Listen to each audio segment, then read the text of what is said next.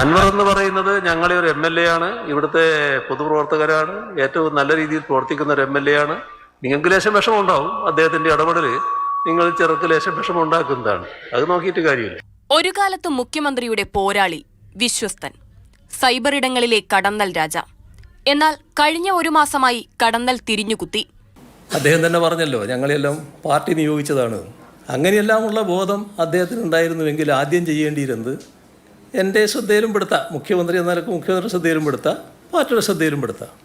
തുടക്കം പലതവണ മുഖ്യമന്ത്രി പരസ്യപ്രതികരണത്തിന് തയ്യാറായില്ല. എന്നാൽ തന്റെ ഓഫീസിനെ പ്രതിക്കൂട്ടിലാക്കിയത് മുഖ്യമന്ത്രിയെ ചൊടിപ്പിച്ചു.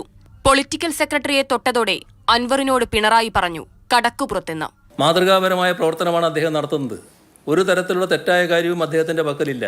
ആര് പറഞ്ഞാലും അതെല്ലാം അവജ്ഞയോട് തള്ളിക്കളയുന്നു എന്നുള്ളതേ ഉള്ളൂ. ഒരു പരിശോധനയും അക്കാര്യത്തിൽ ആവശ്യമില്ല. പിണറായി പറഞ്ഞ ഓരോ വാക്കിനും എണ്ണി എണ്ണി മറുപടിയുണ്ട് അൻവറിന്. അൻവറിന്റെ പശ്ചാത്തലം ഇടതുപക്ഷ പശ്ചാത്തലമല്ല, അൻവർ വന്ന വഴി കോൺഗ്രസിന്റെ വഴിയാണ്. ശരിയാണെന്ന് ഞാൻ പഴയ കോൺഗ്രസ് തന്നെയല്ലേ, എന്താ തർക്കം? ഞാൻ പഴയ കോൺഗ്രസ് ആണല്ലോ. EMS ആരായിരുന്നു പറ? KPCC സെക്രട്ടറി EMS അല്ലേ? EMS എങ്ങനെയാ സഖാവ് EMS ആയത്? P. ശശിയെയും ADGP MR അജിത് കുമാറിനെയും മുൻനിർത്തിയുള്ള പോര് മുഖ്യമന്ത്രി അൻവർ വാറാകുമോ എന്നാണ് അറിയേണ്ടത്. ഈ സ്വർണ്ണക്കടത്തുമായി ബന്ധപ്പെട്ടവരെ ന്യായീകരിച്ച് പോലീസിനെ നിർവീര്യമാക്കി സ്വർണം കടത്ത് നിർബാധമായി നടത്തണം എന്ന ആഗ്രഹം സ്വർണ്ണക്കടത്തുകാർക്കുണ്ടാവും. അതിന് നമുക്ക് കൂട്ടുനിൽക്കാൻ കഴിയും. ഈ ക്രിമിനലുകളാണ്, അവരുടെ മനോവീര്യമാണ് തകർന്നിട്ടുള്ളത്. ബഹുമാനപ്പെട്ട മുഖ്യമന്ത്രി മനസ്സിലാക്കേണ്ടതാണ്.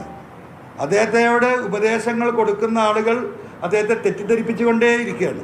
അൻവറിനെ കൈവിട്ട് ശശിയുടെ കൈപിടിച്ച മുഖ്യമന്ത്രിക്കൊപ്പം പാർട്ടിയിൽ ആരെല്ലാം ഉണ്ടെന്നാണ് അറിയേണ്ടത്.